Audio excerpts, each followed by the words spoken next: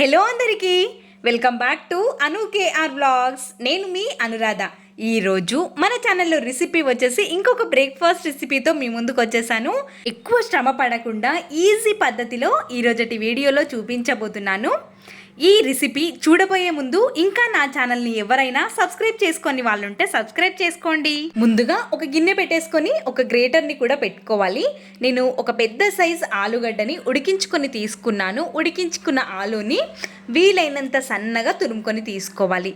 ఇలా తురుముకొని తీసుకోవడం వల్ల ఎక్కడ ముద్దలుగా లేకుండా పర్ఫెక్ట్గా వస్తుంది. చేత్తో కూడా స్మాష్ చేసుకొని తీసుకోవచ్చు, కానీ ఈ విధంగా తురుముకోవడం వల్ల ఈజీగా అయిపోతుంది, ముద్దలు లేకుండా వస్తుంది.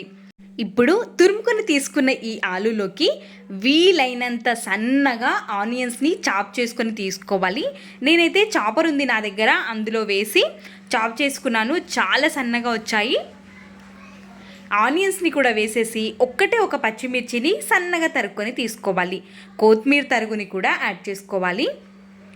ఒక 1/2 టేబుల్ స్పూన్ వరకు అల్లం వెల్లుల్లి పేస్ట్, ఒక 1/2 టేబుల్ స్పూన్ వరకు కారం, ఒక 1/2 టేబుల్ స్పూన్ వరకు జీలకర్ర పొడిని యాడ్ చేసుకోవాలి.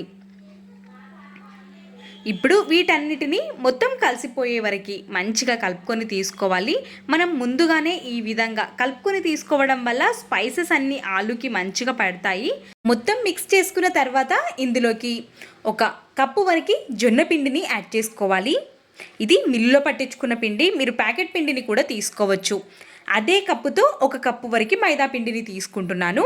మీరు మైదా పిండి ప్లేస్లో గోధుమ పిండిని కూడా తీసుకోవచ్చు.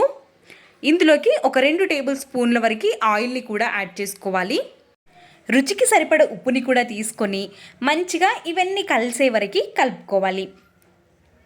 నేను ఇక్కడ నా దగ్గర ఇప్పుడు గోధుమ పిండి లేదు కాబట్టి నేను మైదా పిండిని యూజ్ చేశాను. మీరు మైదా పిండి వద్దనుకుంటే గోధుమ పిండిని కూడా తీసుకోవచ్చు. మొత్తం కలిసిపోయిన తర్వాత కొద్దిగా వాటర్ని వేస్తూ పిండిని కలుపుకోవాలి. నాకైతే ఇక్కడ 300 ml వరకు వాటర్ అనేవి పట్టాయి. ఈ విధంగా విస్కర్తో ఎక్కడ ఆపకుండా ఒక 2 నిమిషాల పాటు కలుపుకొని పిండి కన్సిస్టెన్సీ అనేది మనకి ఈ విధంగా ఉండాలి. మరి పల్చగా కాకుండా గట్టిగా కాకుండా ఈ విధంగా ఉన్నప్పుడు మనం స్టవ్ పైకి ఒక కడాయి లాంటిది ఏదైనా పెట్టేసుకొని 1 స్పూన్ వరకు ఆయిల్ని యాడ్ చేసుకొని మొత్తం స్ప్రెడ్ చేసుకోవాలి. కడాయి అనేది మంచిగా వేడిగా ఉన్నప్పుడు ఒక గరిటెతో మనం ఒక 2-3 గరిటెల వరకు వేసుకోవాలి. ఈ విధంగా మనం ప్యాన్లో వేసుకోవడం వల్ల మనకి కరెక్ట్ షేప్ అనేది వస్తుంది. చూడడానికి చాలా బాగా కనిపిస్తాయి. చూస్తున్నారు కదా ఎంత బాగా. కొంచెం తడి ఆరిపోయిన తర్వాత ఇంకొక సైడ్కి టర్న్ చేసుకోవాలి. మనం స్పూన్తో కదిలించడం కంటే కడాయినే కదిలించడం వల్ల మంచిగా కరెక్ట్ షేప్లోకి వచ్చి మంచిగా కుక్ అవుతుంది. చూస్తున్నారు కదా ఎంత సాఫ్ట్గా ఉందో. రుచి కూడా చాలా బాగుంటుంది. మీరు తప్పకుండా ఈ రెసిపీని ట్రై చేయండి. చాలా బాగా నచ్చుతుంది మీకు కూడా. బ్రేక్ఫాస్ట్లో తక్కువ టైంలో చేసుకునే రెసిపీ ఇది కాబట్టి ఖచ్చితంగా ట్రై చేయండి. ఇంకా అన్నిటినీ ఇదే విధంగా వేసేసుకొని కాల్చుకోవడమే చాలా ఈజీగా అయిపోతుంది. పిండి కలిపే అవసరం లేదు, చపాతీ కర్రతో చేసే అవసరం లేదు. కాబట్టి చూస్తున్నారు కదా ఎంత సాఫ్ట్గా వచ్చాయో. రుచి కూడా చాలా అద్భుతంగా ఉంటుంది. దీనిపైకి మనకి చట్నీ కూడా అవసరం లేదు.